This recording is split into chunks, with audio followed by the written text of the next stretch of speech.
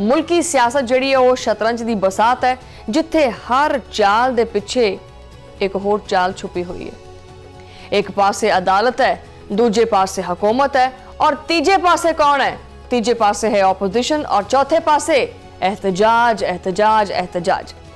अच्छा, सैनेट दे विच opposition leader अलामा राजा नासिर अब्बास ने parliament दे विच दिता गया जो धरना है वो खत्म करने का ऐलान किया, तो फिर तो इदा लगा कि जिवें शायद कोई सियासी माहौल कुछ हद तक ठंडा हो जाएगा। लेकिन इसी दौरान सुप्रीम कोर्ट तो बानी पीटीआई की फौरी मुलाकात की जिहड़ी इस्तदा है वो मुस्तरद करने की खबर भी आई और सियासी दर्जा रात फिर उत्ते चला गया। गुज़श्ता रोज़ जिहड़ा ना तोशाखाना केस की समाअत दे विच वकील लतीफ खोसा ने मुलाकात की इजाजत मंगी। अदालत ने कानूनी निकात की बुनियाद के उत्ते इनकार किया और जस्टिस सलाहुद्दीन ने वाज़ह किया कि जो केस साडे सामने मुकर्रर ही नहीं हैगा, असीं उहदे ते किदां हुक्म दे सकते हैं। फिर जनाब जस्टिस हाशिम काकड़ ने भी आख्या कि जी असीं अज खुद नोटिस का इख्तियार इस्तेमाल नहीं कर सकते, यानी अदालत ने दरवाजा बंद नहीं किया लेकिन खुला भी नहीं रखा। अच्छा, यही वो नुकता है जिथे दोनों फरीक आपदे आपदे अंदाज दे विच इनू पेश करते पे है और पीटीआई का बयानिया यह है कि बानी नूं जिहड़ा सियासी तौर पर तनहा किया जा रहा है। हुकूमत का मौकफ है कि सारा कुछ कानून के मुताबिक हुंदा पिया, मगर सियासी फिजा दे विच कानून तो ज्यादा जिहड़ा ना वो तासुर काम करता पिया और तासुर ये बनता पिया है कि मामलात हुण अदालतां दी बजाए सड़कां दे उत्ते होणगे। बई ठीक है ना। और अदालत तो रिलीफ ना मिलन दे उत्ते खैबर पख्तूनख्वा दे वज़ीर आला मोहम्मद सुहेल आफरीदी ने नवा पत्ता जिहड़ा ना वो सट दिता है। उन्होंने की आख्या?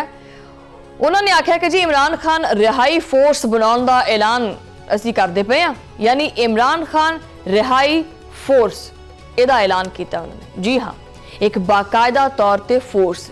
ਇਹਦਾ मकसद की है? मकसद है जनाब स्ट्रीट मूवमेंट की तैयारी। सुहेल आफरीदी का कहना है कि उन्होंने खुद बानी पीटीआई नूं सड़कों के उत्ते तहरीक की तैयारी की जिम्मेदारी सौंपी है और वो कहते हैं कि पहले तैयारी होएगी फिर असीं मैदान च उतरांगे। मुल्क भर दे विच नौजवानों की मैंबरशिप शुरू हो गई है और ईद तो फौरन बाद पिशावर दे विच नौजवानों तो बकायदा इस फोर्स के कोलों जिहड़ा ना वो हलफ चुकवाया जाएगा। एक मजबूत चेन ऑफ कमांड जिहड़ी वो बनेगी। हर हिदायत इमरान खान की नामजद क्यादत के जरिए आवेगी। 4 तो 5 दिन दे विच मैंबरशिप कार्ड तैयार हो जाएंगे, यानी पूरा का पूरा स्ट्रक्चर, पूरा प्लान और पूरा नेटवर्क होएगा इस सारे सिस्टम के पीछे। सुहेल आफरीदी ने आख्या कि जी फोर्स मुकम्मल तौर पर पुरअमन होएगी। वैसे अगर फोर्स पुरअमन होएगी तो फिर बनाने की जरूरत ही की है। ठीक है, फोर्स जिहड़ी है वो पुरअमन होएगी और ये FSF होगी, ये यूथ विंग होगी, ये विमेन विंग होगी, अकलियत विंग होगी और प्रोफेशनल्स भी शामिल होंगे। वो कहते हैं कि जी रिहाई तो बाद इसी फोर्स ने खुद इमरान खान जो है ना वो इन्होंने तहलील करेंगे, यानी ये कोई जज्बाती ऐलान नहीं हैगा बल्कि एक बाकायदा तंजीमी ढांचा बनाने की गल की गई है। इत्थे तारीख का हवाला भी सामने आता है।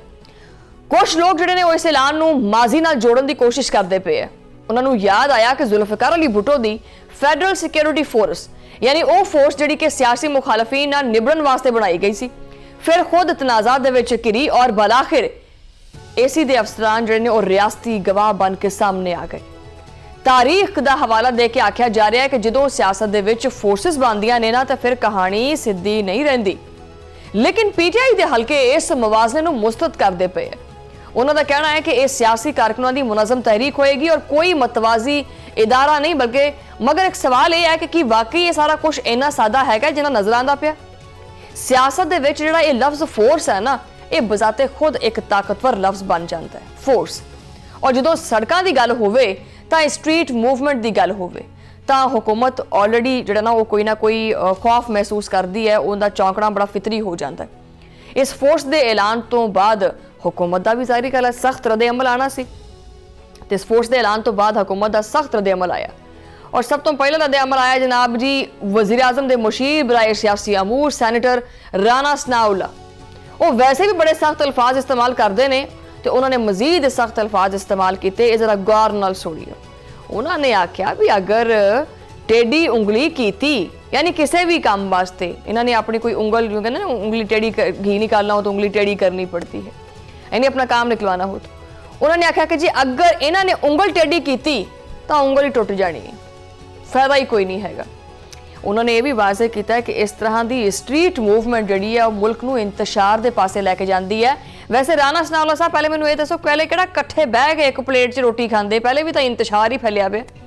उन्होंने ये भी कह दिता है कि जी मुलाकातां भी मुतासर हो सकदियां, यानी हुकूमत दबाव विच आउण दी बजाय सख्ती दा इंदिया भी देंदी पई है।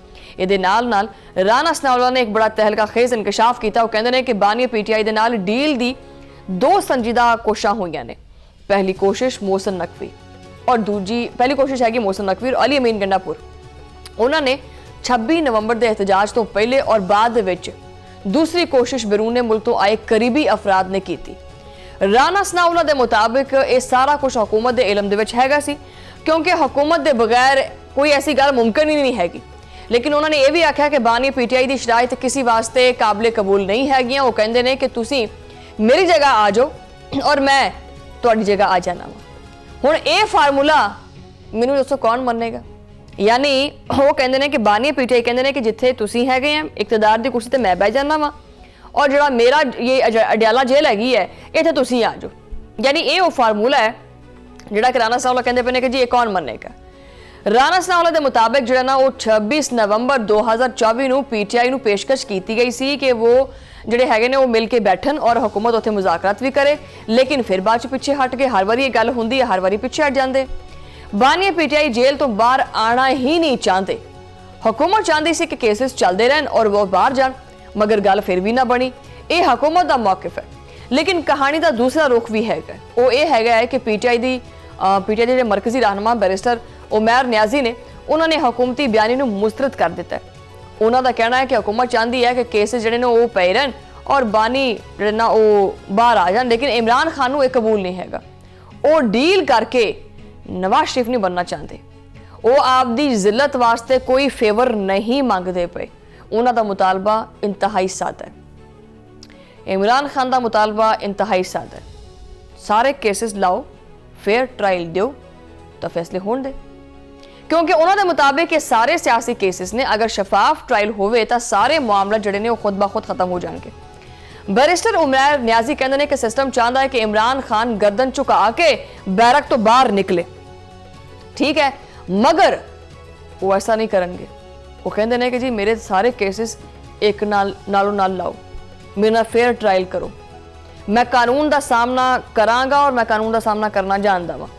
उन्होंने दे मुताबिक हुकूमत डील का तासुर दे के ये तो सियासी फायदा चुकना चाहती है, जबकि बानी पीटीआई असूली मौके के उत्ते खड़े ने और ये बयानिया पीटीआई के कारकुनां दे विच एक खूब जो ना वो गूंजदा पिया।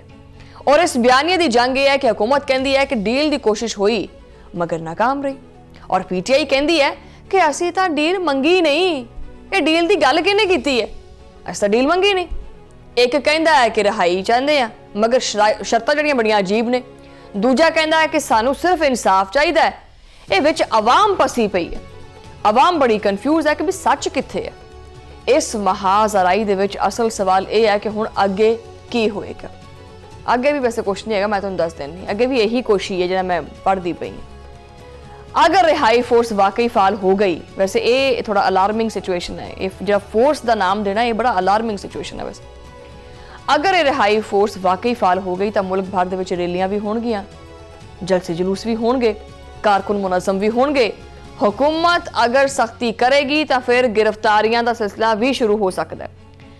अगर मुज़ाकरत होए तो कोई दरमियानी राह निकल सकता है। लेकिन हुण दोनों जिहड़े ने वो बड़े एक दूजे वास्ते सख्त लहजा इस्तेमाल करते पे। पाकिस्तान की सियासत दे विच सड़क हमेशा फैसला कुन अंसर रही है। वकला तहरीक ने अदालत अदलिया बहाल कराई है। लॉन्ग मार्चा ने हुकूमतां डेग दित्तियां ने और तरनिया ने पार्लीमेंट तक नूं हिला के रख दिता। मगर हर तहरीक का अंजाम एक वर्गा नहीं हुंदा। कुछ कामयाब भी हुंदियां ने और कुछ सियासी नुकसानात भी दे के जांदियां ने। इमरान खान रिहाई फोर्स का ऐलान दरअसल ताकत का मुजाहरा भी हैगा और पैगाम भी हैगा।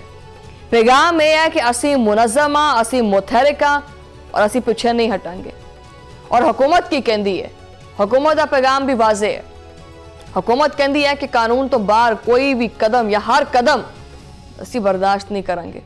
दोनों पासे तैयारी है, सियासी दर्जा हरारत इस वक्त बड़ा हाई है, बयानात जारहाना ने, लफ्ज़ां दे विच अग और गोलाबारी है। मगर इस अग दा रुख की होएगा? कि सिर्फ बयानात तक महदूद रहेगा या अमली शक्ल इख्तियार करेगी? यही वो सवाल है जो कि हर शहरी दे ज़हन दे विच आंदा है। मुल्क भर दे विच मुआशी दबाव दा भी शिकार हैगा, महंगाई भी हैगी है, बेरोजगारी भी हैगी है, सिक्योरिटी चैलेंजेस भी हैगे, आलमी दबाव भी एक पासे हैगा। इस तरह के हालात दे विच सियासी अदम इस्तेहकाम मजीद मसाइल भी पैदा कर सकता है। सरमायाकार पहले ही बड़े मोहतात होए पे ने, रोज़गार के मौके नौजवानों को ऑलरेडी नहीं है। अगर सड़कों के उत्ते कशीदगी वधी तो मैशत के उत्ते वैसे ही मैशत का लक तो वैसे टुटिया पिया, उसका लक ही नहीं रहना है। लेकिन सियासत के विच जज्बात भी बड़े अहम होंगे। PTI के कारकुन इनू नज़रियाती जंग समझते पे है। हुकूमती जी हुकूमत है इनू एक रियासती रट का मामला करार देंदी पई है। दोनों आपदे मौकफ के उत्ते खड़े ने और ये विच फसिया होया अवाम जो कि इस्तेकाम चाहता है, मगर तमाशाई बन के वो भी रह गए ने। आने वाले दिन की फैसला कौन हो सकते हैं? ईद तो बाद वैसे जो तक इमरान खान की रिहाई हुई है, इमरान खान की जो तक कैद जिन्होंने रखा हुआ है, उदों का यह मामला से पिछले 2 साल तो सुनते पे हैं कि ईदों बाद आ रहे हैं, ईदों पहले आ रहे हैं, हुण इस चंद ते आंदे, हुण वड्डी चंद तो बाद आंदे पे ने, पता नहीं की बनता पे। बहरहाल ईद तो बाद अगर रिहाई फोर्स का बाकायदा आगाज होंदा है तो फिर सियासी मैदान गर्म होएगा। अगर हुकूमत मुज़ाकरात का रास्ता इख्तियार करती है तो शायद कोई तनाव भी घट हो जाए।